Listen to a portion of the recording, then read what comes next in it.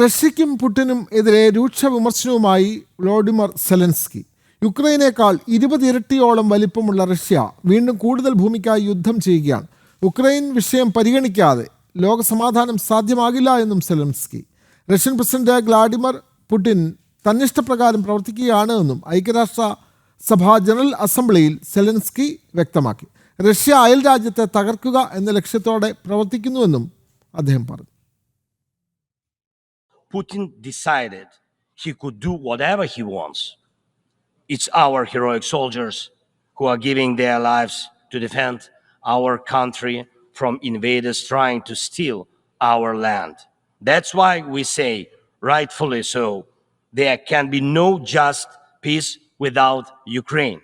And I think every leader, every country that supports us in this, that understands us, that sees how Russia, a country more than 20 times larger than Ukraine in territory, still wants even more land, which is insane, and is seizing it day by day while wanting to destroy its neighbor. Gaza Israel സംഘർഷം പരിഹരിക്കുന്നതിന് 21 പരിപാടികളുമായി US president Trump. Saudi Arabia, UAE, Qatar, Egypt, Jordan, Turkey, Indonesia, Pakistan ഉൾപ്പെടെയുള്ള രാജ്യങ്ങളുമായി Donald Trump പദ്ധതി ചർച്ച ചെയ്തതായും അമേരിക്കയുടെ പശ്ചിമേഷ്യൻ പ്രതിനിധി സ്റ്റീവ് വിറ്റ്കോഫ് അറിയിച്ചു. UN ജനറൽ അസംബ്ലിയോട് അനുബന്ധിച്ചാണ് പ്രത്യേക യോഗം നടന്നത്. ഫ്രഞ്ച് പ്രസിഡന്റുമായും ട്രംപ് ഇക്കാര്യം സംസാരിച്ചു. ഗാസയിൽ നിന്നും ഹമാസിനെ പൂർണ്ണമായും ഇല്ലാതാക്കുകയും മേഖലയിൽ അന്താരാഷ്ട്ര സൈനിക നിരീക്ഷണം നടപ്പാക്കുകയും വേണം എന്നാണ് ഫ്രഞ്ച് പ്രസിഡന്റിന്റെ നിലപാട്. Leaders of many of the Middle Eastern nations yesterday, including where Tom is the ambassador. We met with President Erdogan. It was my honor to meet him. I had never met him before, and I told him that. Really, it was, and we had a very productive session. We presented what we call the Trump 21-point plan for peace in the Mideast in Gaza. I think it addresses Israeli concerns and as well the concerns of all the neighbors in the region, and we're hopeful and I might say even confident that in the coming days we'll be able to announce some sort of breakthrough.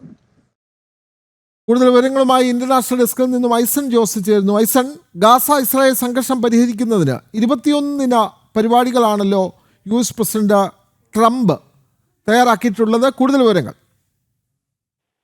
Vinod, ഇപ്പോൾ നമുക്ക് ലഭ്യമാകുന്ന വിവരങ്ങൾ അനുസരിച്ച് അടുത്ത ആഴ്ചയോടെ, അതായത് വരുന്ന ദിവസങ്ങളിൽ തന്നെ, വൈകാതെ തന്നെ ഈ ഗാസയിലെ ഒരു സമാധാന ധാരണയ്ക്ക് അല്ലെങ്കിൽ സമാധാനത്തിനുള്ള നീക്കത്തിന് ഒരു അന്തിമ തീരുമാനം ഉണ്ടാകുമെന്ന സൂചനയാണ് അമേരിക്കയുടെ പശ്ചിമേഷ്യൻ പ്രതിനിധി സ്റ്റീവ് വിറ്റ്കോഫ് അറിയിച്ചിരിക്കുന്നത്. അദ്ദേഹത്തിന്റെ വാക്കുകളിൽ നിന്ന് തന്നെ നമുക്ക് മനസ്സിലാക്കാൻ സാധിക്കുന്നുണ്ട്. ഐക്യരാഷ്ട്രസഭ ജനറൽ അസംബ്ലിയോട് ചേർന്ന് നടന്ന ഒരു യോഗത്തിലാണ് അദ്ദേഹം ഇക്കാര്യം വ്യക്തമാക്കിയത്. നേരത്തെ നമ്മൾ സൂചിപ്പിച്ചതുപോലെ 21 പ്രത്യേക പരിപാടിയാണ് ട്രംപ് ആസൂത്രണം ചെയ്യുന്നത്, അതല്ലെങ്കിൽ ആ പദ്ധതികൾ തയ്യാറാക്കിയിരിക്കുന്നത്. നേരത്തെ സൂചിപ്പിച്ചതുപോലെ UAE, Saudi Arabia, Pakistan, Jordan ഉൾപ്പെടെയുള്ള രാജ്യങ്ങളും ഖത്തറുമായൊക്കെ തന്നെ ഇക്കാര്യം അതിന്റെ പ്രതിനിധികളുമായി UN ജനറൽ അസംബ്ലി യോഗത്തോടനുബന്ധിച്ച് ട്രംപ് ഇക്കാര്യം ചർച്ച ചെയ്യുകയും ചെയ്തു. അധികം വൈകാതെ തന്നെ ഈ പ്രശ്നത്തിന് പരിഹാരം കാണാനുള്ള നീക്കങ്ങൾ ഉണ്ടാകുമെന്ന പ്രതീക്ഷയാണ് അദ്ദേഹം പങ്കുവെക്കുകയും ചെയ്യുന്നത്. മാത്രമല്ല, ഇന്നലെ ഫ്രഞ്ച് പ്രസിഡന്റ് ഇമ്മാനുവൽ മാക്രോണും ഇക്കാര്യത്തിൽ ചില നിലപാടുകൾ സ്വീകരിച്ചിരുന്നു. നമുക്കറിയാവുന്നതാണ്, അമേരിക്കയെ സംബന്ധിച്ചിടത്തോളം പാലസ്തീനെ അംഗീകരിക്കാനുള്ള നീക്കത്തെ എതിർക്കുന്നുണ്ട് എങ്കിൽ കൂടി ഫ്രാൻസും അതുപോലെ തന്നെ വിവിധ രാജ്യങ്ങളും പാലസ്തീനെ അംഗീകരിക്കാനുള്ള നിലപാട് സ്വീകരിച്ചിട്ടുണ്ട്. എങ്കിലും ഈ രണ്ട് വിഭാഗങ്ങളും, രണ്ട് ചേരികൾ എന്ന് തന്നെ പറയാവുന്ന രീതിയിൽ നിലനിൽക്കുന്ന ഈ വിഷയത്തിലെ രണ്ട് ചേരികളായി നിലനിൽക്കുന്ന രാജ്യങ്ങളെല്ലാം തന്നെ കൃത്യമായും ഹമാസിനെ പൂർണ്ണമായും നിരായുധീകരിക്കണമെന്ന ഒരു നിലപാടാണ് മുന്നോട്ട് വയ്ക്കുന്നത്. അക്കാര്യത്തിൽ ഒരു സമാന ചിന്താഗതിയുള്ളതിനാൽ തന്നെ ആ പ്രശ്നത്തിന് പരിഹാരം കാണാനുള്ള നീക്കങ്ങൾ ഉണ്ടാകുമെന്ന സൂചനകളും പുറത്തു വരുന്നുണ്ട്. മാത്രമല്ല, ആ മേഖലയിൽ, അതായത് ഗാസയുടെ പൂർണ്ണമായ നിയന്ത്രണം ഏറ്റെടുക്കാനുള്ള അമേരിക്കയുടെ നീക്കത്തിനെതിരായ ഒരു നിലപാടാണ് ഫ്രഞ്ച് പ്രസിഡന്റ് സ്വീകരിച്ചിരിക്കുന്നത്. സ്വാഭാവികമായും ഒരു അന്താരാഷ്ട്ര സൈനിക നിരീക്ഷണ സംവിധാനം മേഖലയിൽ കൊണ്ടുവരികയും ശാശ്വത സമാധാനത്തിലേക്ക് കാര്യങ്ങൾ കൊണ്ടെത്തിക്കുകയും ചെയ്യുക എന്നതാണ് ഫ്രഞ്ച് പ്രസിഡന്റിന്റെയും അതുപോലെ തന്നെ അനുബന്ധമായ ചില രാജ്യങ്ങളുടെയും നിലപാട്. നിലവിലെ സാഹചര്യത്തിൽ ഗാസയിൽ ഒരു സമാധാന പുനഃസ്ഥാപനത്തിന് ഒരു വിശാല പദ്ധതിയുമായി അമേരിക്ക ഉൾപ്പെടെയുള്ള രാജ്യങ്ങൾ എത്തുന്നു. അറബ് രാജ്യങ്ങളുമായി അക്കാര്യം ചർച്ച ചെയ്തിരിക്കുന്നു. അറബ് രാജ്യങ്ങളും പാകിസ്ഥാനും ഉൾപ്പെടെയുള്ള രാജ്യങ്ങളുമായി അത് ചർച്ച ചെയ്തിരിക്കുന്നു. സ്വാഭാവികമായും അത്തരം ഒരു നീക്കം നടക്കുന്നത് ഏറ്റവും വലിയൊരു മുന്നേറ്റമായി തന്നെ കണക്കാക്കാമെന്നാണ് പ്രതീക്ഷിക്കുന്നത്. അക്കാര്യം തന്നെയാണ് സ്റ്റീവ് വിറ്റ്കോഫ് വ്യക്തമാക്കുകയും ചെയ്യുന്നത്.